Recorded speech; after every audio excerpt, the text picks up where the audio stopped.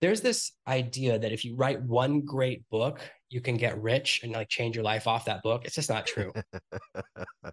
If you look at every rich author, they're prolific. Stephen King has written so many books. Danielle Steele, great author in that specific space about that romance type book. She writes one or two books a year. So when you think about these really successful authors, James Patterson, one out of like every 10 books that's bought is a James Patterson book. Very, very, very prolific. There's very few people who became wealthy from just one book. So the real secret to success as an author is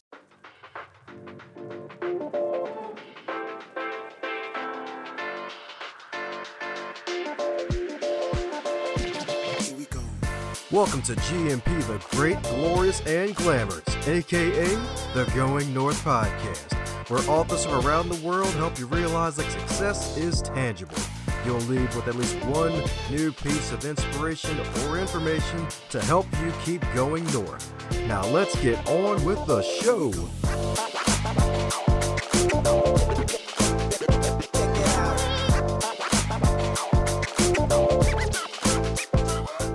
Today's episode is sponsored by both books, Going North, Tips and Techniques to Advance Yourself, and the follow-up bestseller, Stay the Course, The Elite Performer's 7 Secret Keys to Sustainable Success. Head over to Amazon.com, pick up both books. They are available in a trifecta of paperback, audio, and ebook. Cop all three of both and be on the lookout for another book from yours truly to help podcasters succeed. Now let's get on with today's episode. And today on the Highlight Reel Builder for Authors, known as GMP, the Great, Glorious, and Glamorous, is the Going North Podcast. We got another super special, awesome human for you today, my friends. That's right, indeed. I think my man's got the record for most published books on this podcast. 300 plus books, y'all. 300 plus books, because he's also a celebrity ghostwriter as well as a high ticket affiliate marketer who now lives on a tropical island in the South Pacific with his wonderful wife and 4 kids. Let's give it up for the JG himself, Jonathan Green. How you doing today, Jonathan? I'm doing good. Thank you so much for having me. I'm excited to hang out tonight. Oh yeah, that's right indeed. That's right indeed. My man's got so much success, crawled from the ashes and is now on the tropical island. Gigabit internet, I hear. Yeah, the good thing about writing is you can do it from anywhere. And I learned early on, I was like, if I'm going to anywhere, I'm going to write somewhere that I love to be. Yeah. That's right indeed. That's right indeed. And speaking of where you want to be, I have a feeling like you had a wonderful journey of setbacks and barbed wire fences to hurdle, metaphorically speaking, to get to where you are today. So, might give us a bit of your backstory since your first time on the show for the folks listening wherever they are right now in the world. Yeah, I never thought I would be a writer. I never thought I was a good writer. I always thought it was something cool, but not me. I didn't write anything until my 30s. And I completed my master's at 29, and my dissertation, like a publisher reached out to me and was like, hey, we love your dissertation. Do you want us to publish it in Europe? And I said, sure. I was so excited. Now, I've never seen a dollar from it. Don't know what happened from it. Maybe it was just like a hustle, but made me feel good. I was like, oh, maybe I'm a good writer. And I was blogging a lot about my life and my adventures, and my blog became really well known. And a publisher reached out to me and said, hey, would you write a book for us? And I was like, yeah, of course, amazing. And it became my first big project, really a big success, and kind of gave me a taste for that. And just along the way, I've written a lot of books for different people and a lot of different cool projects. And I didn't write a book under my own name until 2016. And when I said, oh, I'm going to want to tell my own story to launch my own new brand. So that was when I wrote Serve No Master. I was like, this is really what I believe in. By that point, I was living on an island. And part of it was where I live, the internet and the power go out all the time. So I wanted a business where if the internet or the power goes out, I'm not out of business. I don't need to be online every day. So having that shift, now, of course, the internet's much better. But at the time, sometimes the internet would go out for like 6 days. No internet for 6 days means you have to still have the business humming along. And your book keeps selling, whether you're in the bookstore or not. So that really became my passion. But just along the way, working on a lot of projects, starting to figure out what makes a book work, and just like a fast way to get great books out really became my superpower. But it just took a long time to get there. That's what I'm talking about indeed. That's what I'm talking about indeed. So my goodness, so until you were 30, it looks like you had, I guess, I guess the way was it like confidence at the time that made you wait till 30 to finally start writing books of your own, or at least books, Yeah. period? Oh, I've always been creative. I was acting and doing art and tried a lot of different directions in high school and college. And then you start working, you take that job. I was working as a teacher, traveling around the world, teaching English and working my way up that industry. And I just never thought of myself as an entrepreneur, even though I was starting side business or starting my own tutoring agency or doing web design stuff. I always thought I'm not an entrepreneur. We're often taught most education, especially in America, really drives you towards being an employee. There's not a lot of Mm, entrepreneurship training. There's not a lot of entrepreneurship guidance. That's why most of us learn how to be entrepreneurs, either because we know one or because of something we see online or a book we read. It's not something from traditional education. So I never thought, oh, I'm an entrepreneur. I'm going to start a business. I just thought I'm not that kind of person.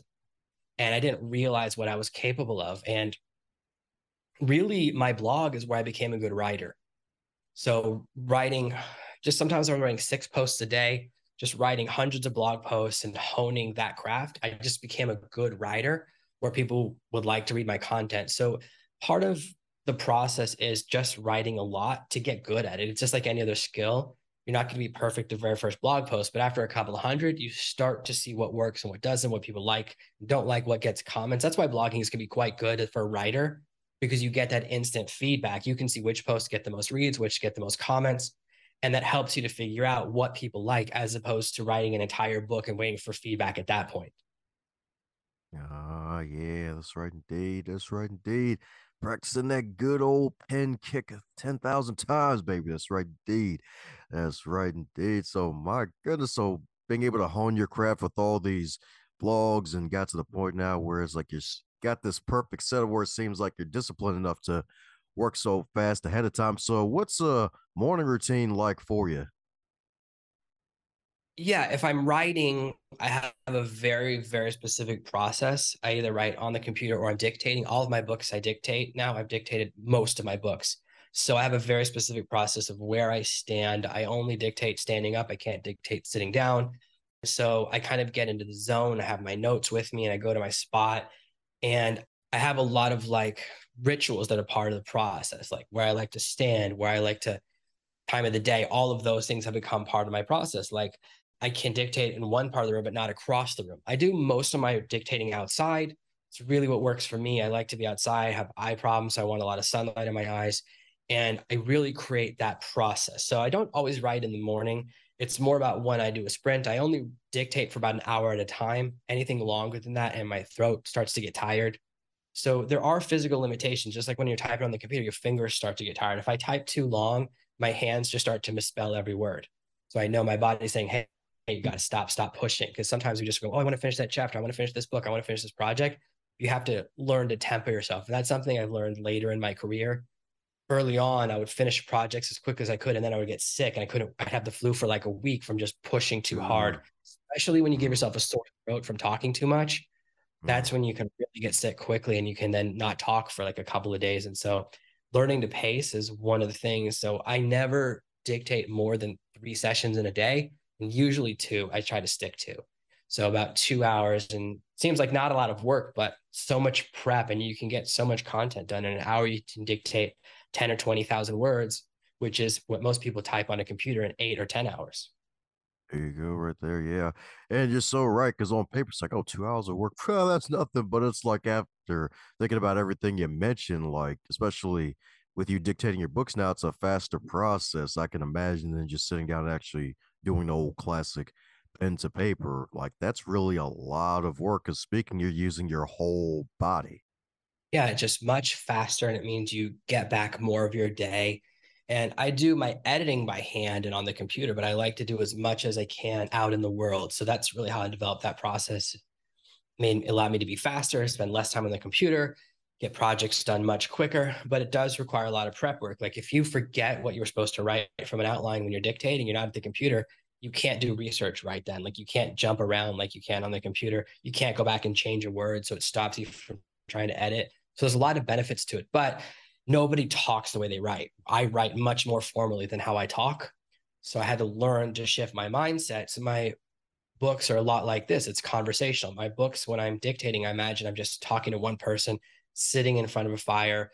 drinking a brandy. I don't even drink brandy, but that's what I imagine.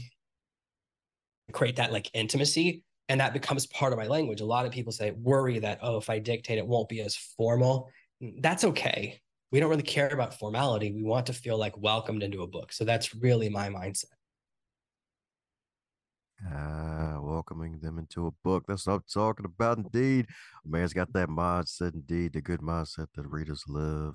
Indeed, that readers love, indeed. So, my goodness, so something that gets rarely talked about. Do you have a specific night routine that you follow? Because I know being a dad of four, having a family, you're probably like dead tired at night. So, is there a night routine that keeps you highly productive as well?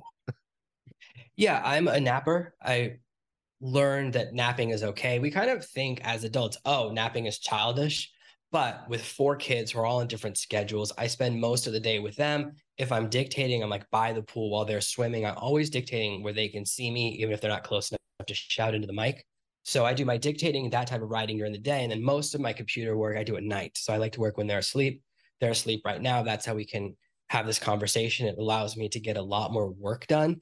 So that's part of my schedule is kind of building it out that way. But that's very specific to me.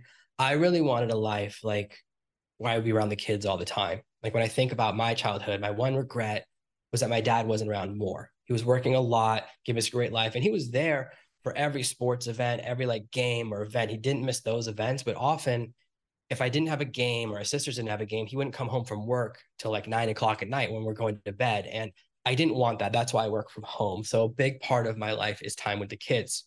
So I've really built that into my lifestyle. So I do my like hard work, my work where I need total focus at night, but during the day, I'm with the kids. I do, even if I'm doing a call during the day, if we're doing this during my daytime, one of my kids would probably be in the room running around behind me because that's wanted to create. And that's really the biggest part of my scheduling. But I don't have a lot of strict scheduling.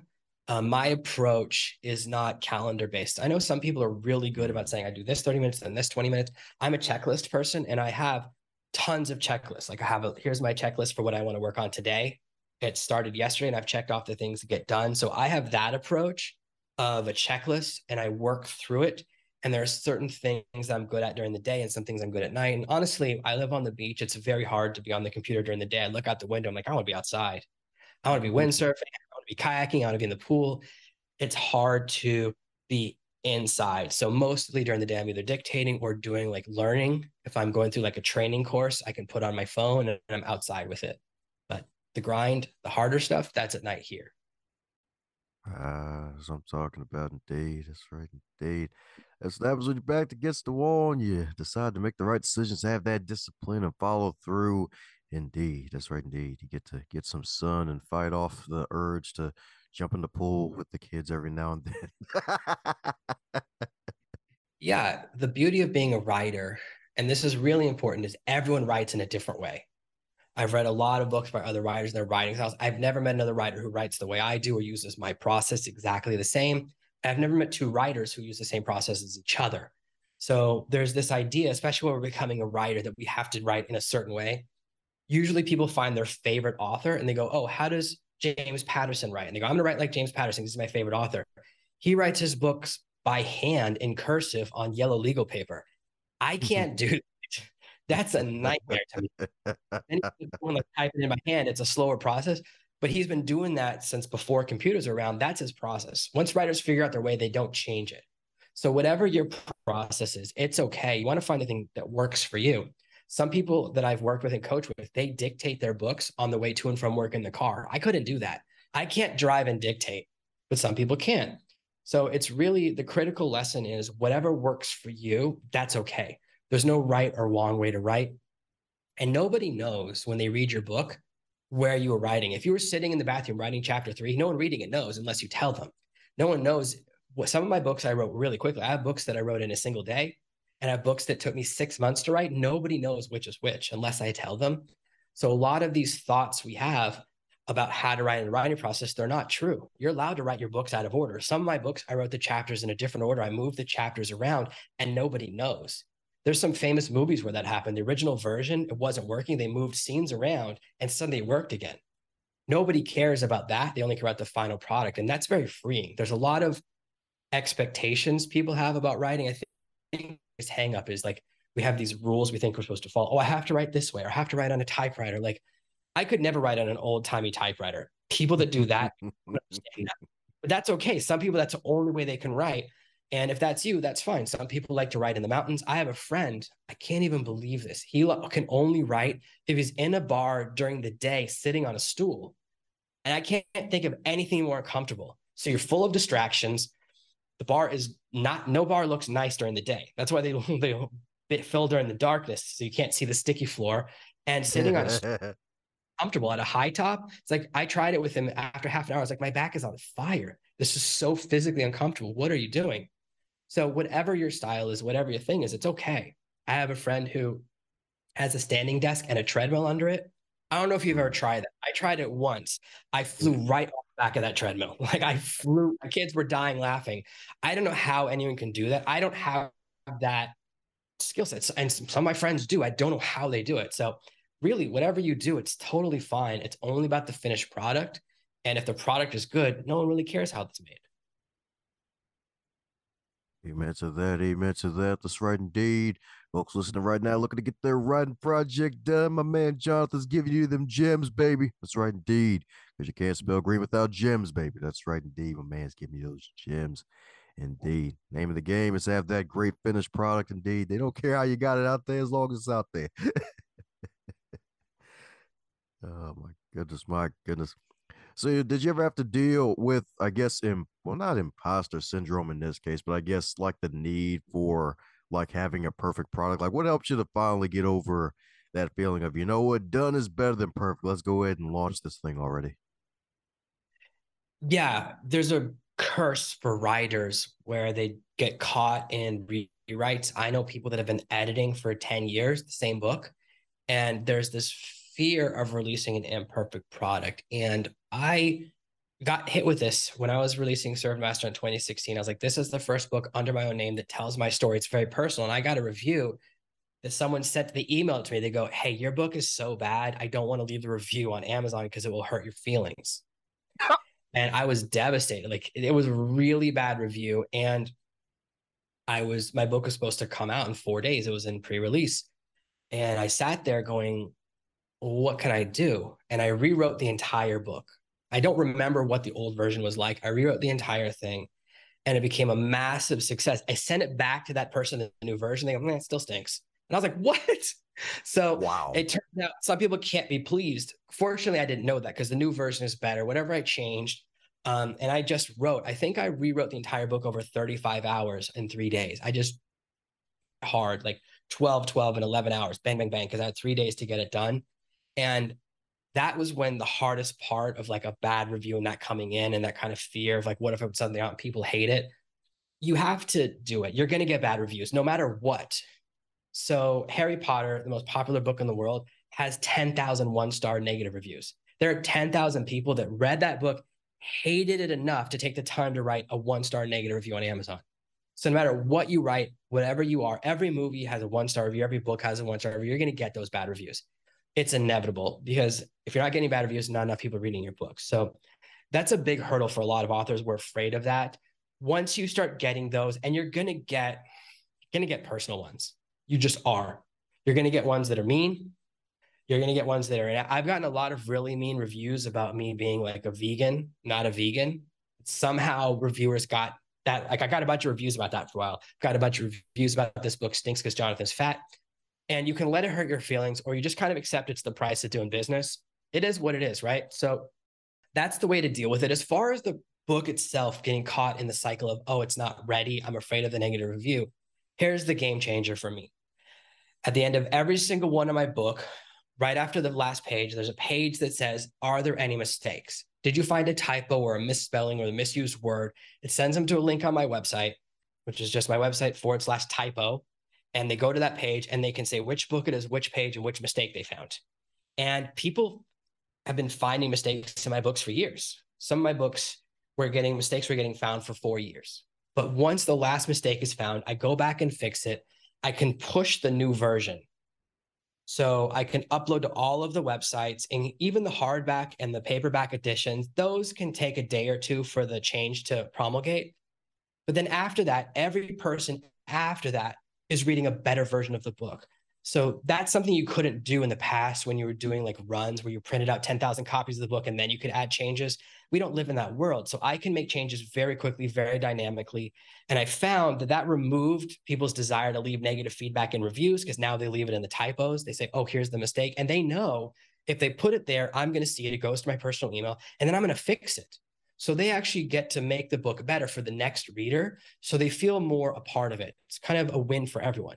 It decreases my negative reviews, which hurt my feelings. It makes them feel a part of the process, and the book gets better. So I see the book as a living document.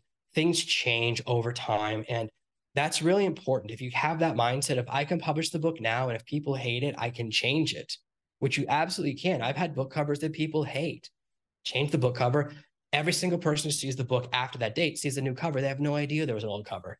Sometimes we have this fear of an author was talking about this the other day, an author who probably has sold 10 copies of her book. She was like, oh, if I change the cover, what will people think? I'm like, nobody will know. Nobody will notice because nobody's seen it. And even if they do, it's not really a problem. It doesn't matter. You just go, oh, this is a new cover. This is a new edition. It's not a problem. People get over it. I've never had anyone upset because I changed a book cover. It just is what it is. The first versions of my books, I didn't know how to do the back cover. So if you get an early edition of one of my books, it's just blank, blank white, and it looks so weird. Then I learned how to do the spine. Then I learned how to do like some text on the back cover, but it was formatted really weird. Only about 2 years into my process of publishing paperbacks did I actually have a back cover that looked like a real book. The good news is no one sees the back cover until they bought it and it's come in the mail. And so no one ever returned it. It just happens, but it's okay to make mistakes. You have to be okay with that. There are still mistakes on my website. People send me like, oh, this is a broken link or there's a typo on your website. I am okay with it. You have to learn to be okay with imperfections because otherwise you get frozen. Because I know authors, they get stuck in that cycle of constantly rewriting, constantly tweaking, constantly wanting to make it better. And they're stuck there for years. And so they write one book a year, one book every 2 years, one book every 3 years. Whereas I can put out 25 to 50 books a year if that's the only thing I'm doing because I'm focused on that result. And it's just a mindset thing. You do have to let go of the need for perfection. And I grew up perfectionist. That's really used to be my mindset. I just had to break through it because you cannot succeed as an author if you're stuck in that perfectionism mindset of, oh, it has to be perfect before it goes out the door. Because then when you get one bad review, you go, oh, it's not perfect. And it happens anyways. Amen to that. That's what I'm talking about. Indeed, that's right. Indeed. That's right. Indeed. It's okay to deal with imperfection, y'all. That's right. Indeed. Because we're all imperfect already. We're humans, dang it. That's right. We're always growing and evolving. And that's one heck of a sick process, too, with involving your readers like that, because it takes it to the next level. If I'm not mistaken, that also helps with your new process where you actually give a lot more books away than you sell now, so that you have so many things built in, I imagine, to point folks towards. Yeah, my entire business model shifted because one of the lessons I learned is that when you rely on a bookstore to generate your business, you don't have power. So I had a reader who, and I actually have a couple of negative fans who just wrote tons of bad reviews for all of my books. And it pushed down sales and my business started to shrink. And I said, well, what if I move something around? And I shifted to giving away my books. You can buy most of my books on Amazon. I give away the digital version. A lot of people will buy a digital version and then buy an audiobook version or a hardback version because they read in different ways. Most of my readers have two editions of my book. That's not how I read, but I've learned that from people telling me. I said, oh, wow, I don't read books that way, but I'm not my customer. So giving away my books allowed me to grow my audience. And I really focus on my courses and training and the other parts of my business. There's this idea that if you write one great book, you can get rich and like change your life off that book. It's just not true. If you look It's at not. every rich author, they're prolific. Stephen King has written so many books. Danielle Steele, great author in that specific space about that romance type book. She writes one or two books a year. So when you think of these really successful authors, James Patterson, one out of like every 10 books that's bought is a James Patterson book. Very, very, very prolific. There's very few people who became wealthy from just one book. In fact, I don't know of anyone, right? And even if you look at like, oh, there's only 3 books in the Twilight series, she made money in the movies. The money is in the movies Mhm. much more than the books.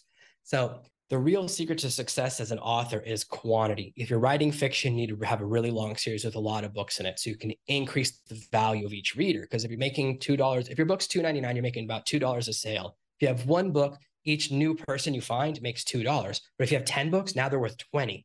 That means you can afford to advertise to grow your audience. That means you can do more things. You have more budget. So a series is critical for fiction. And for nonfiction, it's about back-end products and trainings and coaching, like what other your other services are. It's very hard to just live off royalties, especially because the bookstores are constantly manipulating their ranking factors to take away more and more of your revenue. Nowadays, if you want to do well on Amazon, you have to spend money on ads. And ads for your book on Amazon are just a way of lowering your royalties. And Mm-hmm. as Amazon advertising platforms gotten tougher, it's actually more expensive to buy traffic on Amazon than it is on Facebook for books. So it got so expensive that also led to me shifting my marketing strategy to having more control of my audience. So my entire business is built around my mailing list. So I'll give you a book all day long in exchange for your email address, because that's really where my business lies. Yeah, it's pretty interesting indeed. And it's kind of funny now because it's like, oh man, like the evil Facebook. It's like, yeah, it still has its evil parts, but hey, Amazon's like, hey, we started off as a bookstore. Now we're everything books and everything else. So just like, hey, if you really want to get your book up there, let's get your ad money, buddy. Yeah, and any big business, they have all the control. I know people who are doing really well, and one day Amazon just closed their account. Authors that I was reading their books, and they don't know what happened, and I don't know what happened, right? As the reader doesn't know, and the author doesn't know. So whenever you're relying on someone else for your entire business, whether it's Amazon or whether your just whole business is a Facebook following or a TikTok following, you don't really control your audience. You don't own it. There are so many people that were killing it on Vine. They had these major Vine audiences. They're so successful. And then Vine went out of business. Mm-hmm. Not even your fault. You didn't even get in trouble with it. Twitter blocked the platform, drove it into the ground in less than a year. And now you're out of business, right? These things can happen. So platforms disappear. We have this idea that Facebook's around forever. I don't think so, right? Vine was so popular, then it disappeared. MySpace was so popular, then it disappeared. A lot of platforms are hot and then they just crash and burn. Everyone used to have a Tumblr. Tumblr at one point was sold for $1 billion. Then it was sold for 1 million. that's, that's a big loss. That's the reason Ouch. Yahoo doesn't exist anymore. Terrible investment, right? Big mistake, because these platforms don't always last. So that's why you want to have control of your audience. And when you sell a book on Amazon, they don't even give you the information on the customer. You don't even learn the customer's email address. So you actually have to do additional things to get that contact information. So that's why I really shifted this business model, because I got hit with some bad reviews that just really dropped my sales. And I have like 98% 5-star reviews, but the couple of 1 stars get pushed to the top and they're on the sales page, and that just affects your sales. There's nothing you can do about it because there is no employee at Amazon in charge of books. There's no human in the entire books department. It's all run by a computer algorithm. So you can't email support and get help and say, hey, this review is bad, or this review is not true, or why is it at the top of the rankings? It's not. I have so many other reviews. Nothing you can do. There's no one you can talk to. So that's really like, you're really powerless because you're trying to convince a computer to change something. So I started shifting my mindset before that happened, preparing for that, because like Amazon might change their market, they might change their rules, they might change how they sell books, they might change their royalties. So I was already planning on the shift before I got hit with some bad reviews. And I still have other books that just fly off the shelves and sell copies and copies every day. But it's very tough to rely on royalties. It's very tough to let someone else control your business. So that's why I shifted to that, giving away books. It's how I really grow my business. And it's really made a big difference in my revenue. That's what I'm talking about. Indeed, some good things to keep in mind, and that's a good sign of leadership, indeed, and really success. 'Cause a lot of successful people, they see danger ahead, and then they make that change that they need to make. Indeed, so that's right, indeed. So take notes, folks. Take a bunch of notes. Indeed. So my goodness. So at the time of recording this, it's like October, but this should be going live usually the first week of the year in 2023. So, any big plans for 2023 or anything that you're really excited about for the new year, my man? Yeah, I'm always really excited by a new year. I always kind of come up with some new ideas. There's some really cool things with books and book marketing on TikTok. I'm doing a lot on TikTok. I'm loving how authors can kind of get their story out there. and again take control of their business. So I'm really excited about that. I'm really excited about some of the projects I have going on, and I'm just really excited to see the future. I think that there's a lot more opportunity for independent authors. I think it's going to be a growing space, not a shrinking space, and it's just a great time. The pool is not full. There's room for more authors still. Amen to that. That's right indeed. That's right indeed. Don't worry, folks. You don't have to be a small fish in a small pond or a big fish in a small pond. The pond is freaking huge. It's the whole planet, dang it. That's right indeed. It's from pond to planet, y'all. From pond to planet indeed. So my goodness. So since you've been on a boatload of interviews and you do a wonderful podcast yourself based off of Serve No Master your first book, is there a question that you wish you be asked more often when you're on the guest side of the game on these podcasts? No, I don't usually think like, oh, I wish I was getting asked a different question. I mostly am on your side of it. I very rarely do appearances. Probably for every 50 podcasts I interview people, I do one where I'm the guest. So I like to kind of drive. It's nice to not be in the driver's seat to say, I don't know what's going to happen. It's going to be a surprise and adventure. So I think the most important question that I like to ask people is like, if you could go back in time and tell yourself one thing 10 years ago, 20 years ago, what's that one lesson you would take back in time? So that's like my favorite question to ask because it's often like how you get to like that really core, like what's the one most important thing you've learned in your career? Ah, that's what I'm talking about indeed. Oh man, so I guess for you that'll be build your email list. For me, it would actually be I wish I'd learned copywriting earlier, learning how to write sales. Because I focus so much on what's inside the book. Inside the book doesn't matter. What sells the book is the cover and the description and that salesy part. So I really wish I'd learned that earlier in my career. That's a much more powerful, more valuable skill. But I spent most of my turn learning how to be a great book writer. But copywriters can make more money, do more things faster. And that's a skill I've been developing. And I've certainly developed it in my career, but I developed it much later than content writing. So that style of writing, I wish I knew more of because a lot of authors, this is a classic, right? They write the book, they hit, and they go, I'm done. My work is done. They upload the book. They go, okay, man, it's your job. Handle the sales. I'll see you later. And they miss it. No, your job starts when you finish writing the book. That's the beginning of your journey now because you're in charge of your destiny. Writing ads, writing descriptions, writing emails, all of that stuff. That's the copywriting skill. So I wish I had developed that earlier. Ah, there we go. Good deal indeed. Good deal indeed.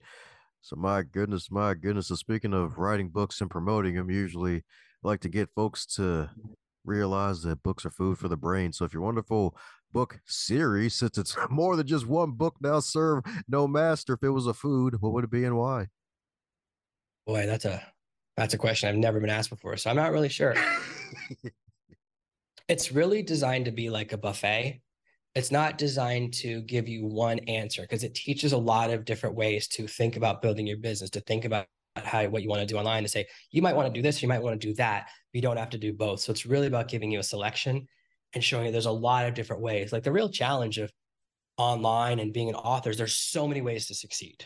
There's so many different ways to be really successful that it's actually, and most of them work. So the problem isn't that there's a ton of fake things. There's the problem is everything works. So they're all exciting and easy to get distracted because you go, hey, I'm just going to focus really on writing books that are going to get turned into Netflix movies. I know people that's all they do. But you could say, oh, but I'm also going to work on developing a different series. Or some people go, I'm going to write a book of poetry, then I'm going to write a children's book, then I'm going to write like a theology book.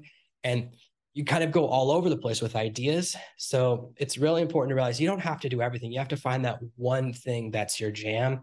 That's really what I think is, I guess my book would be a buffet where you choose, oh, there's a lot of options. I just have to choose one, not try and do all of them. That's really how you can kind of succeed as an author or as an online entrepreneur. Yeah, that's right indeed. That's right indeed. That's right. And you're so right. And it's kind of funny. I've like never heard that point, at least said that way before, because it's like that really is the problem. It's kind of like the whole shiny squirrel syndrome, where it's like, oh God, all these things actually work for people. It's like, darn, which one first? Like, I gotta pick one and at least start with one at least. It's like, ah, crap.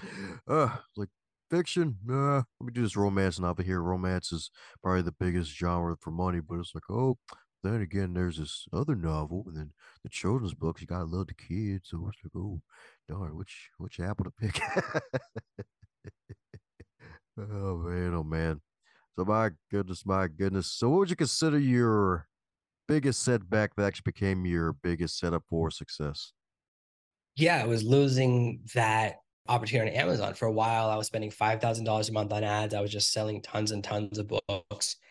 And, when the ad prices spiked, Amazon one day said, hey, I wonder what happened if we just change the recommended bid price by 100x. So it went from recommending a penny to recommending a dollar. All they did was change the recommendation and everyone went with it. So everyone goes, oh, I guess this is the new bid price. And they just fell for it because there's a lot of people with a lot of money that don't care if it costs them $50 to sell a $2 book because they just want to sell copies. So it pushed me out of that market. And also, kind of other things happened to move me off of Amazon and move me into giving away my books, move me more into direct response, moving more into product creation again. And so that was a setback. It felt really bad when I lost that, but also my revenue 7x over the next 12 months. It was a massive spike in income when I shifted mindsets. So it really changed everything. It felt like a loss and turned into a win. That is freaking huge. That's right, indeed. That is freaking huge. Right, indeed. So, my goodness, coming down to the magical question every guest gets to receive. And that is if you wake up tomorrow and you're 25 again, but you're still in the current year, what advice would you give to yourself? Yeah, I would say go all in on TikTok. Just do that. Just focus 100% on TikTok. I've been doing a lot of projects on there. I think it's the future for at least the next couple of years. And that's really kind of where I'm driving a lot of my business to just bring in more audience. It's the easiest opportunity for beginners. It's really hard, as you know, to get people to listen to your podcast. It's a struggle to get every new listener. On TikTok, they give you a shot with every video. They'll put it in front of a bunch of strangers. And if they like it, they'll show it to more and more people. And that's kind of the way I always thought the internet would be. That's what I wish the internet was, that good content rises to the top. But we both know that's not true, right? You can't just get away with good content as a podcast or as a blog or on Facebook, but on TikTok, if your content is good, it will get rise to the top. It will be rewarded, and no other platforms are doing that. So that's really why I think it's the future. Hopefully, other platforms will start copying it, and more opportunities will happen there. I really wish it was happening in the podcast space where like good episodes raised to the top and got rewarded, but it doesn't work that way. It's so unfortunate, right? That only like big brands or large money podcasts get shown instead of going, oh, you like the episode, then you'll like this episode. I really wish that's how podcasts operated because that would be so amazing and it would reward good content. Unfortunately, it's not. So that's why I'm really big fan of TikTok, a really big fan of that algorithm. I hope other platforms steal the algorithm and copy it because that's the way it used to be. Like I haven't seen anything go viral on Facebook in like 5 or 10 years. But don't you remember when we were younger and if like one thing was good, everyone would see it. If it was funny, we'd all see it. Now, nope, nothing goes viral anymore outside of TikTok. They've really figured out that idea. People just want to see stuff they like. So I hope everyone else steals that idea and copies it because that'll make the internet a better place. Amen to that, and brought up another good point indeed. Like it's true. Like there hasn't really been a viral Facebook post in like 5 to 10 years because the way it's the algorithm set up now, it's like, hey, you upload it today, they might see it next week or never. Yeah, it's all about pay to play. And a lot of platforms are so built around that idea of advertising that they don't realize, no, what you just want is people watching. That's why more people using TikTok, more people are spending more time on it. They just spend huge amounts of time on it. The average person checks TikTok 8 times a day. That's a lot. That's Mm. so much. And it's constantly going up. And that's because it's fun. Like, I don't know about you, but when I log on Facebook, if I start reading posts, I get depressed. I never see happy. I haven't seen a happy thing on Facebook in years. And that's crazy. Like, don't you remember when Facebook used to make you feel good? Like you would see Yeah. good stuff and people would say nice stuff to you. That's all gone. We kind of didn't notice it. And that's really unfortunate. But I never log on a TikTok and then feel bad afterwards. Like, I mean, same thing. I don't know about you. I don't use Twitter. I've never seen anything nice on Twitter and anything happy, right? That's like, oh, here's a movie I like, and here's why it's wonderful. It's always here's why I hate this, and here's why I hate that, or here's my political opinions, all the stuff I don't want to see. I want to see stuff that's funny or people being creative or people showing off their talents. I love that stuff. So that's really what I like to engage with. And so that's just my hope for the future is that we kind of shift to a model where content is rewarded rather than the rest of it. Like, don't you just wish like if your book was good, people would just hear about it? Like you removed all the need for marketing. Like that's my dream for the future. So that's why I push TikTok because I hope everyone else steals that idea of, hey, let's just give people good stuff. Like that's my dream internet. That's like a happy place. So that's my dream for the future. Woo! That's what I'm talking about, D. Well, amen to that. And speaking of good content, my man's got probably one of my most favorite website designs ever right now. So my goodness, folks need to go to it and follow you because folks only got maybe 0.1% of what my man's doing because you're always growing and you say serve no master, but my man's a master at serving his freaking clients. So for those who need to join that bus, the JG bus, what's the best way for folks to do so? Yeah, head over to servenomaster.com. I'm always giving away books or different trainings and loads of free gifts. I have tons of content there. I love blogging. I try to put up as much content as I can in addition to all my books. I like to give away loads and loads of training and content and really give value. And you can just type in Serve No Master into Google. Every result is me. It's all either my podcast or my books or my blog or my website or my social medias. So you can just type in Serve No Master and you're going to find me. Oh, yeah. That's right indeed. My man Jonathan's got you covered like Batman, baby. That's right indeed. He's a one-man Justice League. You love to see it in all this marketing space, baby. That's right. He's always learning and growing and getting better and not butter indeed. So head over to his site, grab a free book, join the club. That's right indeed. And level up indeed because he's got you covered like a blanket. And be sure to subscribe to his podcast too because he's dropping some great content there as well. Man's hitting you on all the good points, baby. That's right. All the good points indeed. So, any parting words before we close up shop, my man? Yeah, the best thing I'll say is that if you want to be a writer, just get writing. Just get into the process, put words on the paper, and that's how you make it happen. And it doesn't matter how you do it, doesn't matter your process. Sit down, stand up, dictate, use an old-timey typewriter, whatever works for you, just do it. Thanks a bunch for gifting us with your time and your ears to this podcast. If you want to make yourself even more super special awesome, like, subscribe, and share this with somebody that you care about and spread the word so that way we can get this show out to as many people as possible and encourage them and inspire them to one day become published authors of their own and join the business of immortality. Advance others to advance yourself.